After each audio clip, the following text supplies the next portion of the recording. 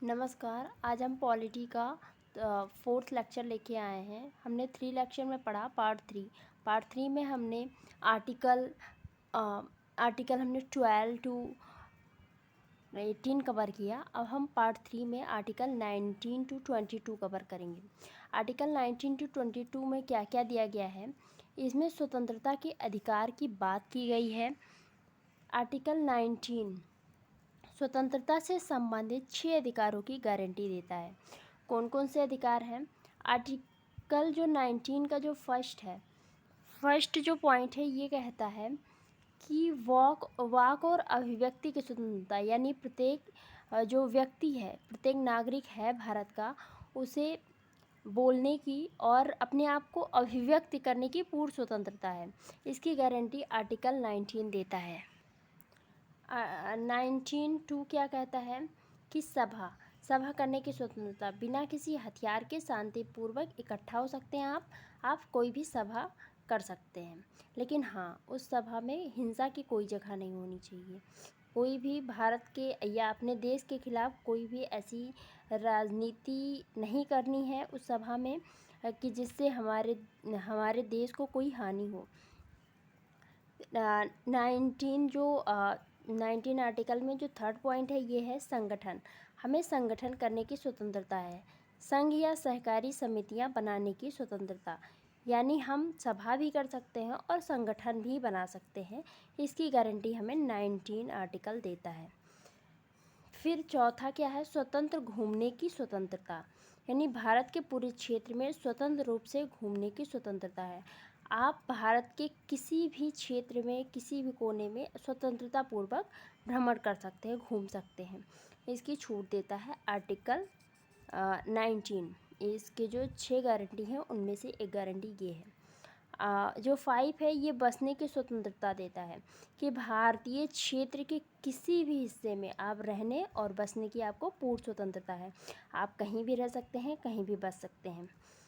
व्यापार करने की स्वतंत्रता जो 6 पॉइंट है देता है कि अपने पसंद के किसी भी पेशे में जाने की स्वतंत्रता देता है कि आप अपने जो भी पेशा आपको पसंद हो, आप वो नौकरी कर सकते हैं, वो व्यापार कर सकते हैं, आपको इसकी पूर्ण स्वतंत्रता है। और ये जो 6 गारंटी हैं, अधिकारों की गारंटी है, ये हमें आर्टिकल 19 देता है।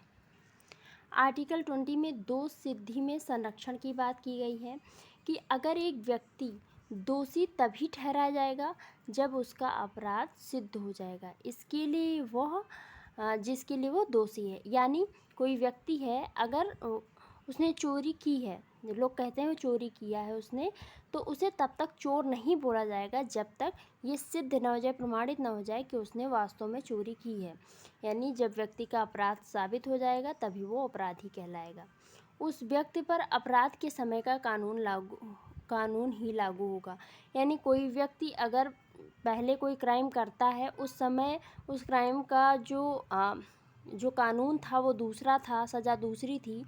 आज उसे सज़ा इतनी लंबी खिंच गई कि उसे आज सज़ा देना है, तब भी उसी समय के कानून के हिसाब से उसे सज़ा मिलेगी। वही सज़ा मिलेगी जो पहले उसे दी जाती, और उसे उसी के समय का कानून उस पर लागू किया जाएगा उसकी सज़ा पर।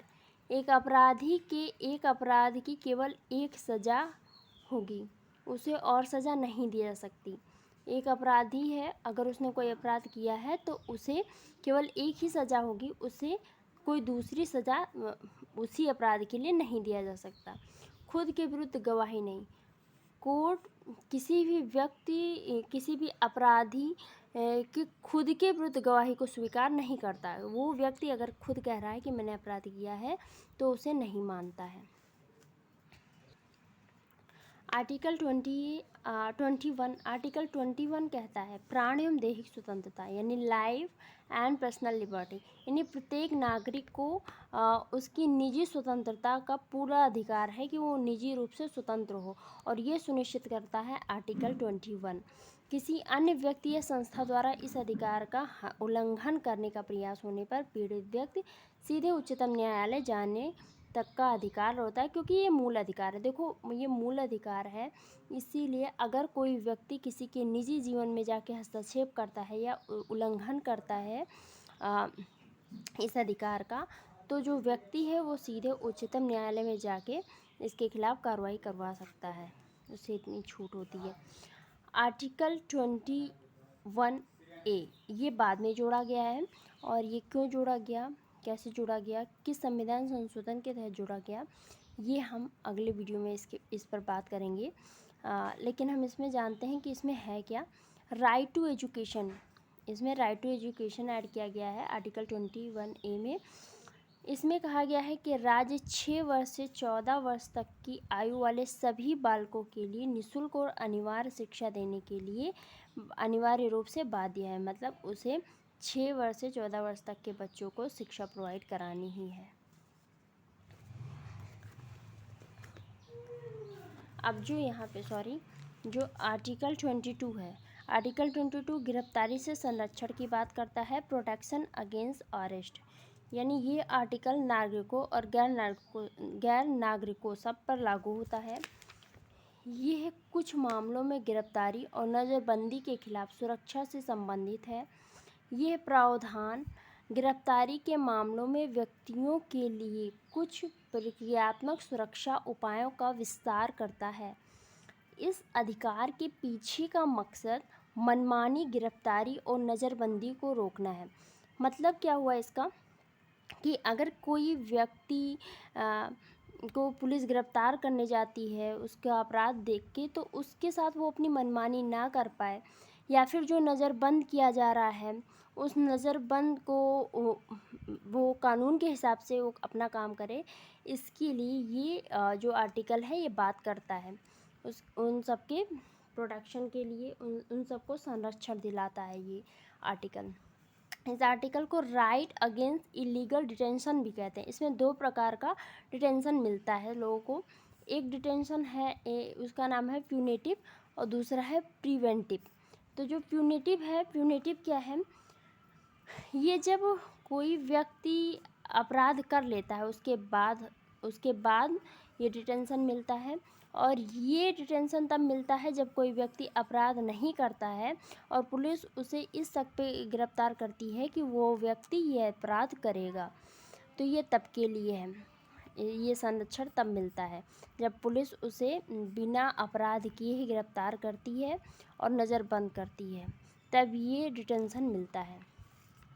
अब इस जो प्यूनेटिव डिटेंशन है इसमें कुछ पॉइंट है, जैसे ग्राउंड टू अरेस्ट, मतलब जब अपराधी को पुलिस गिरफ्तार करने जाती है तो उसे अपने साथ वारंट लेके जाना है। राइट टू हैव लॉयर, और जो व्यक्ति है, भारत का प्रत्येक व्यक्ति को ये अधिकार है कि वो अपने पास लॉयर रख सकता है अपने केस के लिए, अपने केस को आगे बढ़ाने के लिए। मजिस्ट्रेट का क्या रोल है इसमें पुलिस जो है, पुलिस को 24 घंटे के अंदर मजिस्ट्रेट के सामने उस व्यक्ति को ले जाना होता है। ये अनिवार्य है मजिस्ट्रेट के सामने पुलिस को उसको ले जाना। तो हम अब मिलते हैं नेक्स्ट लेक्चर में आगे आर्टिकल, और अभी हमें 35 आर्टिकल इसमें पढ़ने हैं इस पार्ट में, तो हम वो भी कवर करेंगे। तब तक के लिए धन्यवाद।